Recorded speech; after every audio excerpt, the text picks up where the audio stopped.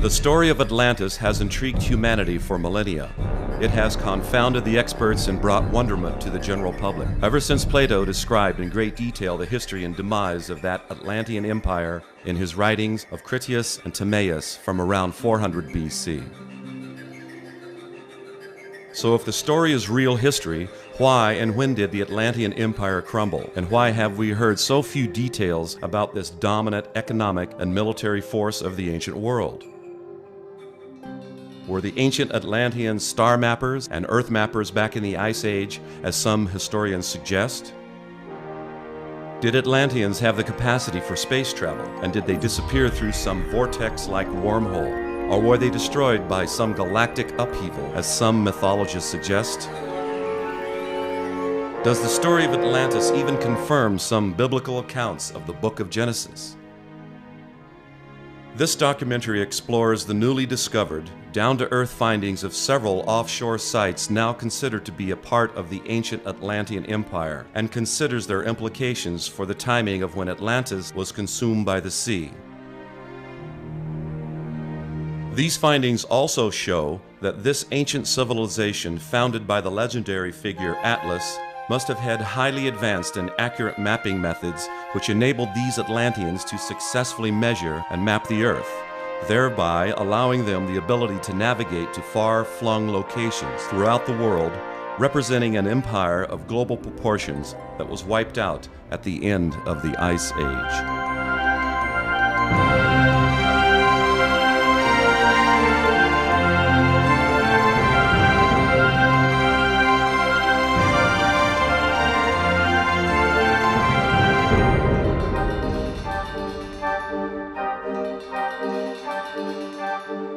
I absolutely do think that the story of Atlantis fits into real history.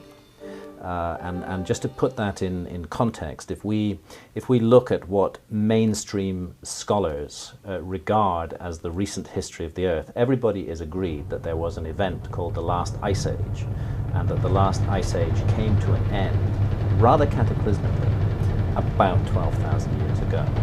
The story of Atlantis, if we go back to the original source of the story of Atlantis, the earliest surviving source to have come down to us is the Greek philosopher Plato. And Plato, who of course knew nothing about ice ages, nevertheless set the demise of Atlantis precisely at the time that the vast ice sheets that covered huge areas of the Earth were melting down and pouring their meltwater into the oceans and raising sea levels by 400 feet all around the world. There are over 200 known sunken cities in the Mediterranean. And the idea that there's over 200 sunken cities in the Mediterranean is indicative that the whole Atlantic and the Mediterranean were flooded in some kind of catastrophe. These ruins are associated often with Atlantis.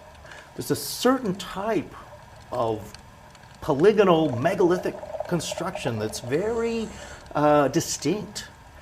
And you see this in these ruins that are still above water, but you see the same kind of construction in these underwater ruins too. Here there are two dolmens. Menga is the biggest in the world. It's 5,000 years old and it's for the burial chamber too. We think that they buried 500 people inside of the dolmen of Menga. And the stone at the end, on top, is the biggest used in a prehistory monument from all the world too. The weight of this stone is 180 tons.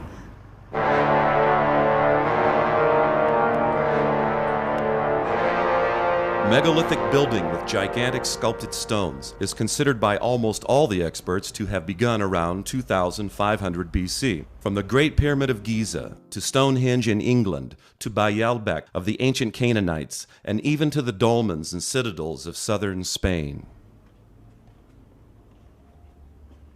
The dolmen of Viera, this is the dolmen of Viera. This dolmen is 4,500 years old and it's for the burial chamber, like a tomb, prehistory tomb. In this dolmen you have two clearly different parts. The long corridor, and at the end it has a chamber for the burial. We think it's only for one person or one family, probably for the chief of the village that live here. and this is the only one of the 3 of Antequera that is in the line of the summer solstice. One day of a year, the sunlight is coming through all the dolmen until the end of the chamber, 23rd of June.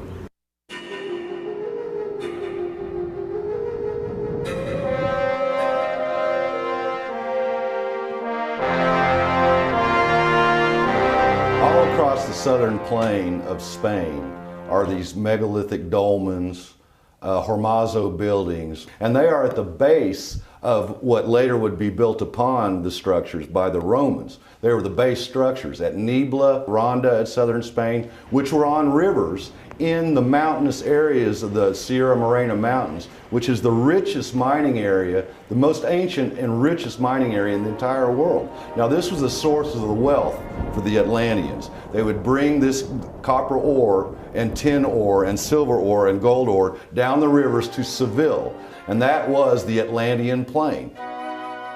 One form of megalithic construction that is found all over the world is known as Cyclopean.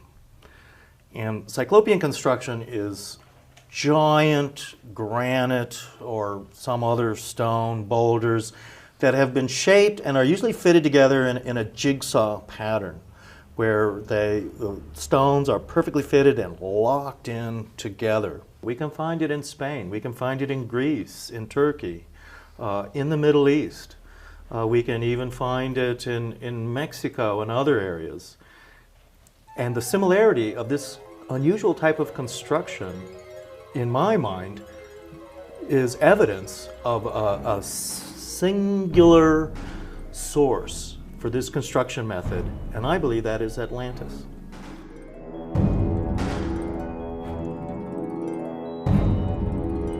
So off the coast of southern Spain are submerged megaliths in like at least 5 sites. Off of Lixus, Morocco, west of Gibraltar, off of Tarifa, which is right near Gibraltar, off of Huelva, Rota, and Chipiona. Submerged megaliths in 50 to 100 feet of water, which are of the megalithic, well-hewn rock forms, walls, citadels, paving stones for streets, the whole bit, discovered at these 4 locations offshore, submerged when the Ice Age ended. The capital city of Atlantis was a canal city with concentric canals and rings leading into an inner city and port area. And Plato describes the city of Atlantis very specifically this way. The city of Carthage, built in Tunisia by the Phoenicians, was in many ways a miniature model of the capital city of Atlantis, with also these concentric circles and canals leading to an inner city. In many ways, Carthage was a rebuilding of the ancient capital of Atlantis. Carthage, in the ancient language, is pronounced Kart Hadash, and that means new city. So it was a copy of the old city, Atlantis, somewhere near in the Gibraltar area. It was a direct copy of Atlantis. Now, the common thought process is that Atlantis went under about 10,000 years ago, and that Carthage was built around 1000 BC. So the ancients waited 9,000 years to make the new city, the replica, the copy of Atlantis. They waited 8,000, 9,000 years to do that, to replicate it. Seems very doubtful to me. Another thing that a lot of your Atlantean researchers will point to is the cross of Atlantis, is the symbol of Atlantis derived from Plato's description of the central city of Atlantis. The cross of Atlantis shows 3 concentric rings with a cross in the center with a canal emerging from the cross. And this is, again, thought to be a description of the central city of Atlantis. But what I've noticed is that when you look at the cross of Atlantis with the 2-dimensional image of the concentric rings, symbolically a 2-dimensional image of the concentric rings represents a 3-dimensional experience.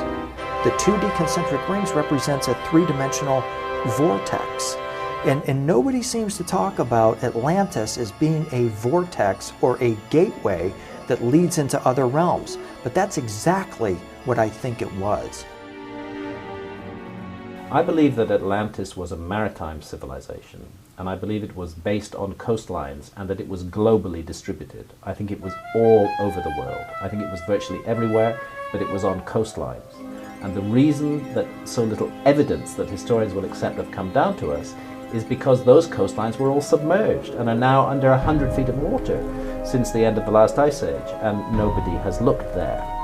So I think actually the influence of a great lost civilization is to be found all around the world, and I think one of the places in which it was very active was in the Mediterranean and in the eastern side of what we now call the Atlantic Ocean. If I were looking for Atlantis, again, although I've spent my life doing that, I would make a beeline for Spain. And I would go toward Gibraltar and Tangier in Africa, because that's where Plato said Atlantis was. Anyone who reads Plato's dialogues knows that Atlantis lay beyond the gates of Hercules, one of which is Gibraltar, one of which is Tangier. The extent of Atlantis, as described by Plato, is outside and inside the Pillars of Hercules. So that obviously is not just an island.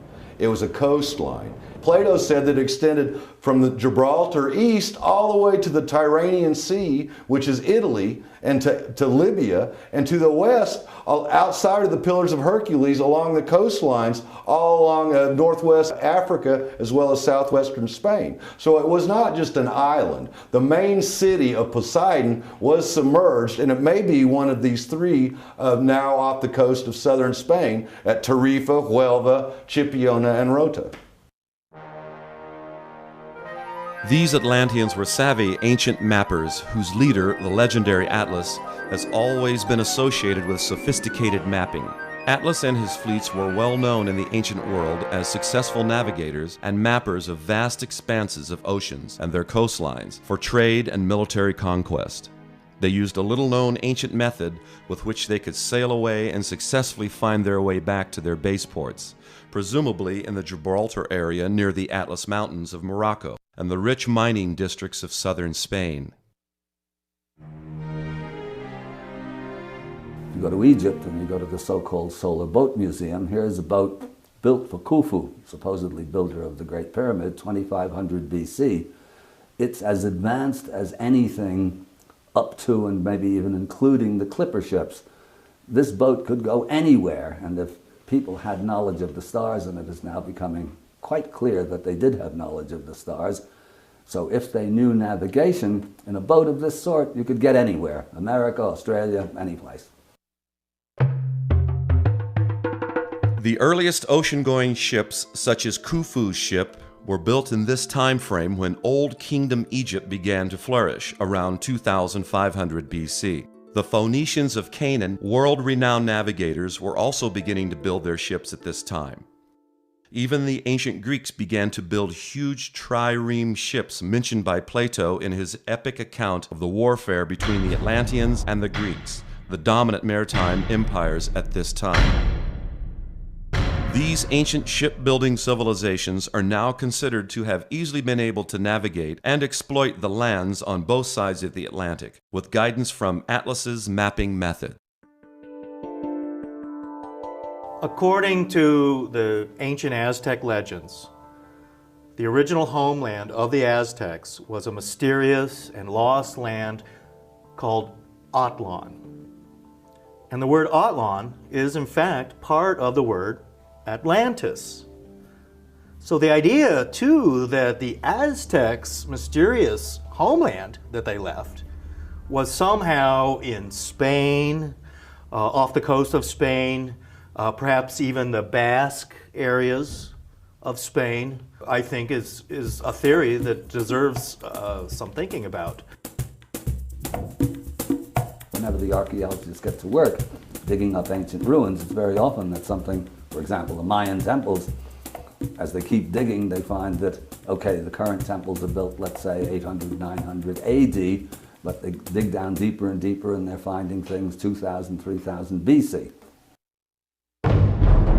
The most ancient structures of Central America, from the ancient Olmecs and the pre-Mayans, are from around 2,000 to 3,000 BC. Megalithic Cyclopean structures.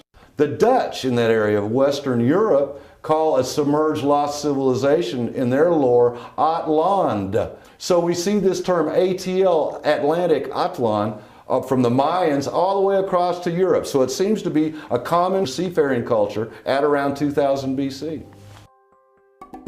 Yes, this is a very interesting point, is the references that we find from Central America to a place called Atlan, which seemed to be the home civilization from which the later historical civilization of Central America sprang.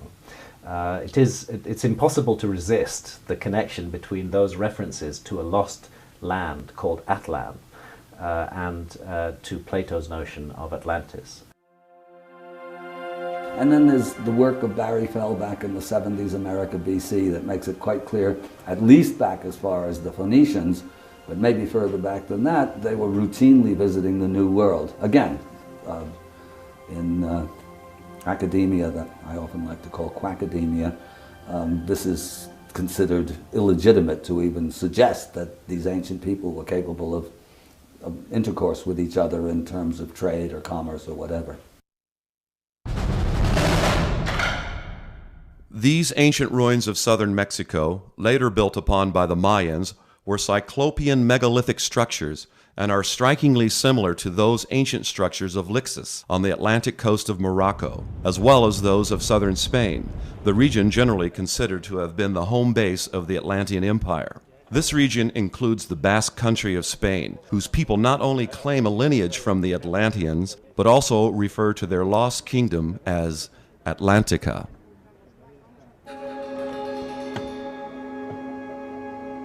Interesting too, along those lines, that the Basque language, which is very unique, is also a very similar language to the Aztec language known as Nahuatl. Both the Basque language and the Aztec language has a very curious combination of X sounds and ATL sounds, atl, quatl, kakakakakal. So when you have this Aztec language and the Basque language compared, we find a lot of curious similarities. The suffix atl, spelled ATL, found at the end of some Mexican words, means water, and the ancient Mexican homeland is said to have been Atlan, across the water to the eastern Atlantic. So the connection to an Atlantean civilization is unavoidable. These Atlanteans quite obviously had the navigating savvy to get the job done, with a little-known ancient mapping method which allowed the surprisingly accurate mapping of many parts of the world in ancient times, even during the Ice Age. And very interestingly, there's a whole category of maps produced between the 15th and the 17th century based on lost sources, which show the world with astonishing accuracy as it looked during the last Ice Age. I'll give you an example of this. Off the west coast of Ireland, you can find on maps from the 15th century a little circular island appears, which they call High Brazil. Such an island did not exist in the 15th, 16th and 17th centuries of our era. But if you reconstruct the coastlines of the world as they looked when sea level was much lower, as it was during the last Ice Age, you find that an island was exposed above sea level in exactly the place that is indicated on those maps. How did they know it was there unless somebody was there to map it? These Sea King maps show accurate east-west distances, and that requires an accurate knowledge of time. You have to measure time to get that. Now, they didn't have clocks back then. They didn't have timepieces at 2000, 3000 BC, so they had to have another mechanism by which they could measure time. And that mechanism is the slow wobble of the Earth's axis, which would cycle once in 25,920 years. And with this rate of the wobble of the Earth's axis, the constellations of the zodiac appear to move along the horizon. They knew this rate, therefore they could measure time and therefore measure east-west distances. For example, in Western times, the longitude was only developed and discovered, or let's say made precise, I think it's somewhere in the 1700s, 1750 or something of that nature. But there's increasing evidence that the ancients understood this full well. Moreover, where the evidence really gets commanding is when it becomes clear that the Egyptians had measured the earth, because the understanding of those measures is what gives rise to the ancient measuring system of cubits, and this is, again, universal. Well, the references to units of measurement is the measurement that is expressed in the Great Pyramid. I think actually that the ancient Egyptian cubit is likely to turn out to be what is called an earth commensurate measure, that it is derived from an ancient system of measuring based on the knowledge of the dimensions of the earth. The circumference of the earth is 21,600 nautical miles. And the base perimeter length of the Great Pyramid is half a nautical mile. So the circumference of the earth is 43,200 base perimeter lengths. So it's an earth commensurate measurement, and the royal cubit was derived by subdividing that half nautical mile. Now, the base perimeter of the Great Pyramid is 440 royal cubits per base side. There's 4 sides, so multiply 440 by 4, and you get 1,760. Now you divide 1,760 into half a nautical mile and you get your 20.632 inches. So it's an earth commensurate measurement. There's no doubt whatsoever that the Great Pyramid of Egypt does embody the dimensions of the earth. If you take the measurement of the base perimeter of the Great Pyramid, go along and measure each of its 4 sides and add that together, and then you multiply that number by 43,200, you will get a very accurate rendition of the equatorial circumference of the Earth to within a few miles of the value that we have today. If you take the height of the Great Pyramid and multiply it by the same number, 43,200, you will get a very accurate rendition of the polar radius of the Earth, in other words, of the distance from the center of the Earth to the North Pole. Now this is really quite remarkable. The earth and night sky were viewed as a sphere within a sphere by several ancient civilizations. In the ancient book of the Mexicans, the Popol Vuh, it is written that the ancients could measure the round face of the earth and the arch of the sky. Even Plato referred to the earth as a sphere within the celestial sphere. As a result of the slow wobble over the earth's axis, the sphere of the night sky appears to move at a constant rate of 72 years per 1 degree, known as precession. These Atlantean star mappers were apparently able to predict where on Earth the constellations of the night sky would appear at the same position, relative to the horizon. So, with this knowledge, the ancients related time to distance, the same principle upon which is based our modern nautical mile system, with arc minutes and arc seconds. The notion or the knowledge of precession of the equinox, that's another matter that's becoming better and better established almost by the day, that the ancients knew about precession of the equinoxes way back when and write it into their legends and mythologies. Precession of the equinox is also known as lunisolar precession, is the gravitational pull of the moon and the sun on the Earth's equator, causing a wobble, a little like a falling top, if you like. I think that they were able to measure the rate of precession with the instrument that I've rediscovered. And so yes, I do think so, and I think that they created what was known as the Great Year, which is in many cultures 25,920 years, which is one roll of the precession, if you like, one orbit of the precession. And that they broke them down into 12, and 12 is the zodiac signs, and each of those is 2,160 years long. It appears that the ancients did have a method of understanding the earth in a different way than we do today. A good example is Plato's remark that if you could see the true earth from afar, it would appear as a 12-angle pyramid, as a 12-patched leather ball, is the way he described it.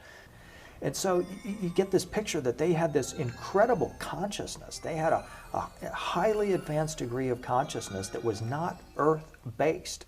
Much of their knowledge was based upon a viewpoint of the earth, looking at it from the outside in.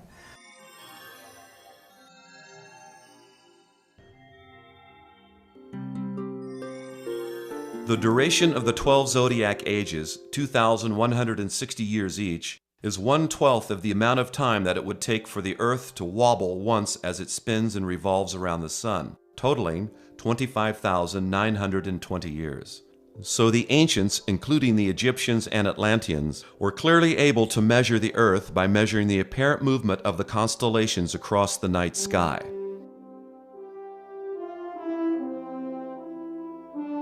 Recent research by several authorities has also revealed that the Earth's dimensions are embodied in the dimensions of the Great Pyramid of Giza, which experts now consider was used as the ancient prime meridian, as indicated on several ancient maps. Certainly on the instrument that I've got that I can show to you is 3 arc minutes. And 3 arc minutes would allow anybody observing the precession of the equinoxes to figure out the rate of movement within a period of 9 years of observation. Accuracy of 3 arc minutes is accuracy to within 0.5%. This level of accuracy is, not coincidentally, the same level of accuracy achieved in surveying the half-nautical mile base perimeter length of the Great Pyramid of Giza. These structural measurements of the Great Pyramid is an almost perfect reduction of the dimensions of the Earth by a factor of 43,200. The Great Pyramid was almost certainly the embodiment of this very precise ancient precession mapping technique, and it was the base reference point for mapping the ancient world. Today, Greenwich, England is the base reference point for timekeeping and also nautical mile mapping, which is based upon the relationship of time to distance, as was the ancient system based at Giza in Egypt that was derived from precession timekeeping. I think the evidence really is from the Dead Sea Scrolls as the Essenes measured the lunar calendar. But if you go back to Egypt, then obviously we talk about Thoth, Thoth meaning wisdom. And he was also god of the moon. So we can see that he involved himself in weights and measures and writing and language and all of those things, and it also says he involved himself in the moon. So measurement of the moon is the only body in the sky that's retrograde at a rate that's measurable by the eye. Plato says that Atlantis went under 9,000 years before his time, which would put it at around 10,000 BC. However, in the ancient world, the lunar calendar was very popular. The lunar calendar was their day-to-day calendar. Now, Plato received this story about Atlantis through 4 layers of oral renderings, initially from Egypt. So during those 4 renderings, the translation could have been lost. Did they mean lunar calendar or solar calendar? Now the evidence does fit the lunar calendar rendering, 9,000 lunar cycles before his time, which would put the Atlantis within historical times. So this to me makes much more sense. Also, to navigate the world, they had incredible knowledge of the stars, of geography. In 1902, they found in a Greek shipwreck a device called the Antikythera mechanism. And today it is in the Archaeological Museum in Athens, Greece. It was years of study that they found that this device had cogged wheels with hundreds of interconnected machines, and it was a very intricate device, literally a computer that dialed up the stars and was used for very sophisticated navigation. This Antikythera mechanism had many bronze gears, which replicated the various cycles of the sun, moon, planets, and stars in their cohesive movements. Therefore, this device could realistically predict their future positions. This mechanism had 2 concentric scales on the front, one for the Greek solar cycle and the other for the Egyptian lunar-based Sothic cycle. It is therefore altogether possible that the solar or lunar cycles of Plato's 9,000 so-called years back to Atlantis could have been confused before the story even got to Plato. Also, according to Plato's accounts, the Greek kings Erechtheus, Cecrops, and Erecthonius ruled at roughly the same time as the destruction of Atlantis. These kings are commonly thought by historians of ancient Greece to have ruled around 1500 BC, certainly not 10,000 BC. So 9,000 lunar cycles before Plato's time more logically fits the timeline of his accounts, while 9,000 solar cycles does not. I don't think that Plato made anything up. I take Plato extremely seriously. And I think since our historians take Plato seriously in almost everything else he says, we ought to take him seriously on the issue of Atlantis. And if you take apart what Plato is saying, he's talking about a great global civilization which had a strong influence in the Mediterranean area. Plato didn't know about the Ice Age, but he did know that a great flood took place at that time. To my mind, that adds a great deal of credibility to everything that he said. With the conventional date proposed by mainstream scientists for the end of the Ice Age at 10,000 BC, Greece would have been about 8,000 years away from the reigns of these three kings, and huge trireme ships of the Atlantis story appear 8,000 years later, at around 2000 BC. These conflicts in Plato's accounts cannot be resolved satisfactorily by mainstream academicians, and such conflicts in dating cannot explain the Cyclopean megalithic structures that were submerged at the end of the Ice Age. Plato's descriptions of the Atlantean Empire were so detailed that they are reflected even in biblical references. Southern Spain is also called the Hesperides. They were daughters of Atlas and granddaughters of Poseidon, Atlas's father. As Poseidon means father Sidon, and as Sidon was a son of Canaan, we see that the Atlantean people first came from the eastern Mediterranean, from the land of Canaan, a port city of which was Sidon. Cadiz, a city in southern Spain where an offshore site was located, was named after another son of Poseidon, Gades. So the tie-in of these so-called mythological Atlantean characters with biblical accounts is now becoming apparent to ancient historians. Southern Spain is known as the Hesperides. They were daughters of Atlas, a supposedly mythological figure, but Atlas was the man of maps. He was this precession measurer who measured and mapped the earth, among others with him, the Atlanteans. And their base of operations was Tarshish, the biblical Tarshish. The Spaniards today know that Seville, which was anciently known as Tartessus, previous to that was known as Tharsin or Tharsis. That's the Tarshish of the Bible, the great merchants of southern Spain. This area also known as the Hesperides. These were the Phoenicians, the same as the Atlanteans, circa 2000 BC. Phoenician sailors were under pain of death to keep the trade routes secret, particularly the trade routes that went out into the Atlantic. Their trade routes went to Spain, up to France, and to Cornwall, where the tin and copper trade was flourishing. What the Phoenicians did was try to keep their trade routes a secret, and so they fostered these ideas that the Atlantic was impassable to other ships, so that only their ships would have the courage and the knowledge to go beyond the Straits of Hercules into the Atlantic. Plato also elaborates on the gold, copper, silver, and tin mines of the Sierra Morena Mountains of southern Spain, which were by far the richest in the ancient world. It is presumed that they were the lifeblood of the Atlantean shipping empire with its mineral wealth, and these Atlanteans clearly had the ability to transport these minerals to the eastern Mediterranean to trade with the Greeks, Minoans, Canaanites, and Egyptians. So it would seem that the Atlanteans of about 2000 BC were truly the dominant shipping and military power in the western Mediterranean and eastern Atlantic. Their empire most likely ranged from Gibraltar in the west, northward to the rich tin mines of Cornwall, England, where are found the now submerged sites referred to as Avalon, and eastward from Gibraltar to as far as Italy and Libya.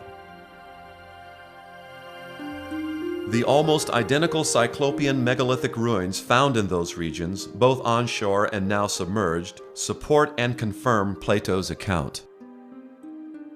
I feel that what actually happened was that these people had a land which was bounded by the sea as opposed to bounded by the land.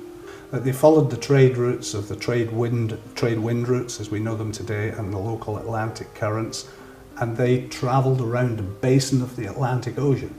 And so they existed on the peripheries of France, of Britain, of Scandinavia, and then down the coasts of Spain, round the north coasts of Africa, across from the Cape Verde Islands to Canaries, to the northern parts of America, the Caribbean, and back round the route again up from Newfoundland. As evidenced by the submerged megalithic ruins found in various parts of the world, some of which are on the shallow seafloor of the Gibraltar region, off Spain at Tarifa, Chipiona, Rota, Huelva, as well as off Lixus, Morocco, it is only now becoming clear that the tremendous sea level rise at the end of the Ice Age consumed the coastline portions of these ancient civilizations, preeminent among them being these port and citadel structures of the Atlantean Empire. One of the mysteries of ancient Egypt is the invasion of the sea peoples who fought major naval battles with the Egyptians during the New Kingdom. Who these sea people were, where they came from, is one of the great mysteries of history. It would seem that the sea peoples, in fact, came out of Northern Europe. They were coming out of Denmark, Northern Germany, areas of Holland that were to go underwater. These sea people apparently began to migrate from their homelands along the shores of the eastern Atlantic and the western Mediterranean at a time that would coincide with the end of the Ice Age. Their own ports and coastal cities were being submerged when many experts now claim that the sea level rose at a rate of 3 feet per year for about 100 years, and tsunamis from the volcanic eruptions of Mount Etna and Santorini were surging onto the disappearing coastlines. These areas of the world were being flooded, and the sea peoples themselves then migrated in boats through the Straits of Hercules into the Mediterranean, where they battled the Egyptians, and the Egyptians won that battle and defeated the sea peoples. This is a major turning point in Egyptian history. And the sea peoples then settled near to Egypt, but more around Greece, Turkey, and Lebanon. Even Egypt was affected by the end of the Ice Age. Where are the submerged megalithic ruins of the ancient Egyptian port cities known as Heraklion and Meneuthus near Alexandria? Meneuthus, the namesake of that now submerged Egyptian megalithic city, was another son of Poseidon, as reported by Plato. According to ancient biblical legend, Sidon, known as Poseidon, which means Father Sidon, a son of Canaan, and his progeny, Atlas and Meneuthus among them, were building port cities from Sidon, Canaan, across the coast of North Africa, and all the way to Gibraltar and beyond.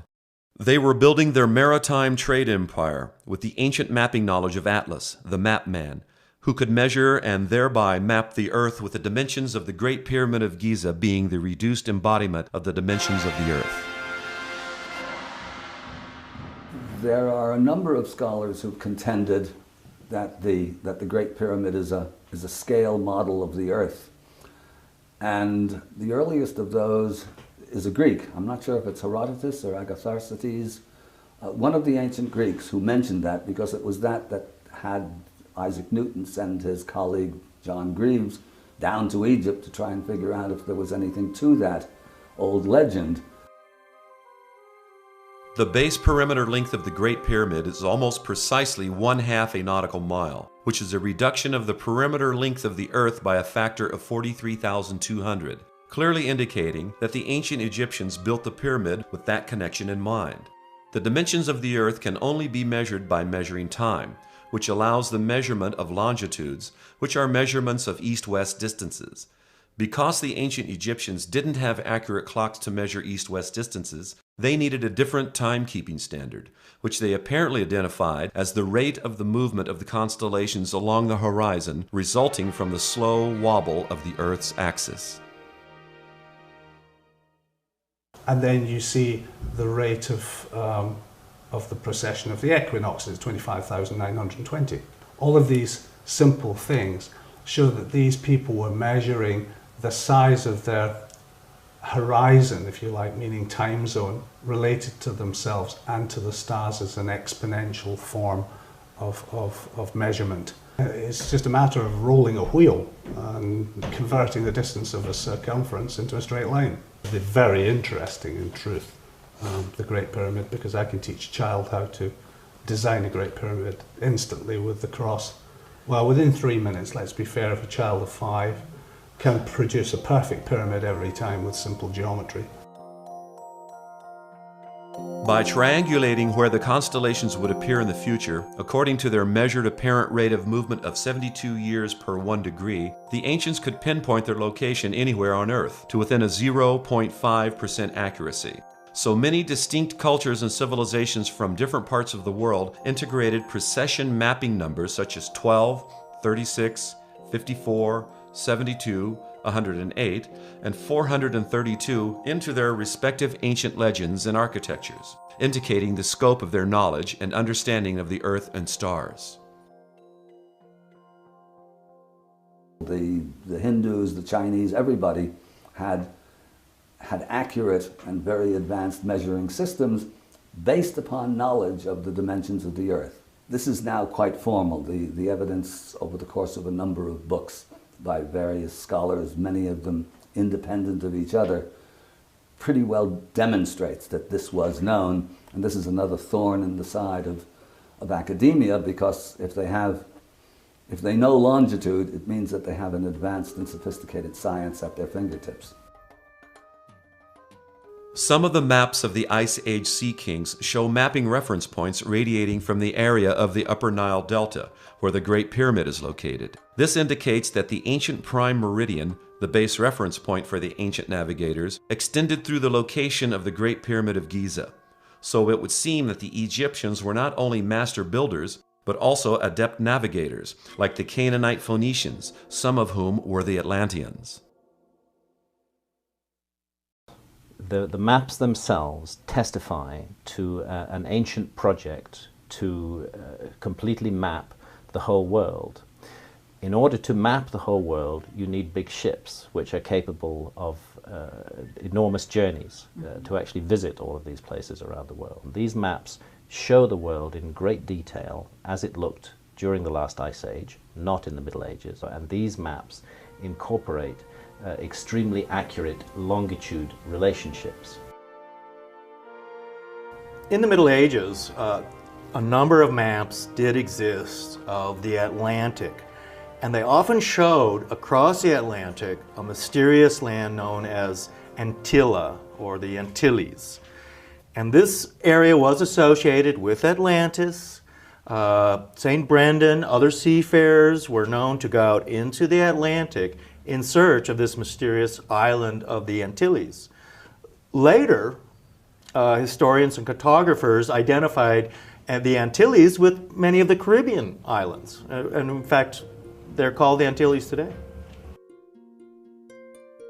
The Greek philosopher Aristotle called the Phoenicians the Antilhas, who called themselves the Cana Anu, which means offspring of the Canaan. So, according to the biblical timeline, these ancient world navigators were operating as the Atlantean Empire during the Ice Age, which, according to conventional ancient historians, ended around 10,000 BC, but which now appears to have ended closer to 1,500 BC.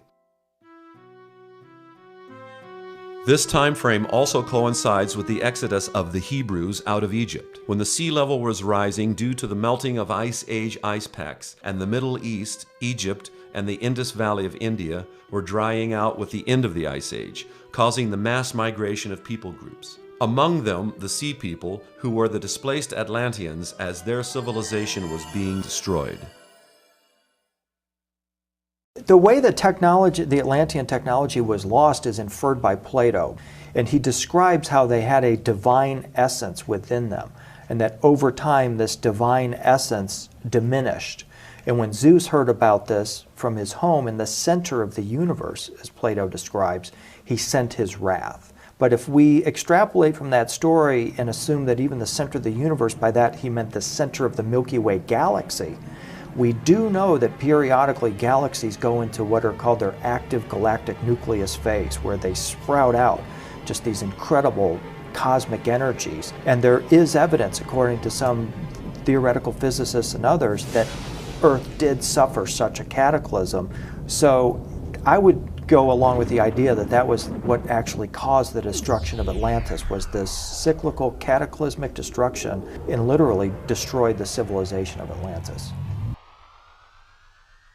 Almost all would agree that Atlantis did succumb to the sea because of the end of the Ice Age, when the polar ice caps melted and the water poured into the sea rapidly, raising sea level and submerging all these megalithic structures which are now on the shallow seafloor. It's because the oceans had cooled to the point where that evaporation was not so great, so the dense cloud cover was no more, so the Ice Age ended, sea level rose. That's Hydrology 101. Paradoxically, warmer ocean waters is the only way you can explain the dense cloud cover for the Ice Age. So, were there really 8,000 years of missing history between the time that mainstream historians say the Ice Age ended at 10,000 BC and when they say this sophisticated megalithic building began onshore and presumably offshore as well at around 2000 BC? If so, what was going on during those 8,000 years? And why did the ancients wait 8,000 years before resuming their megalithic building and advanced navigation of the Earth?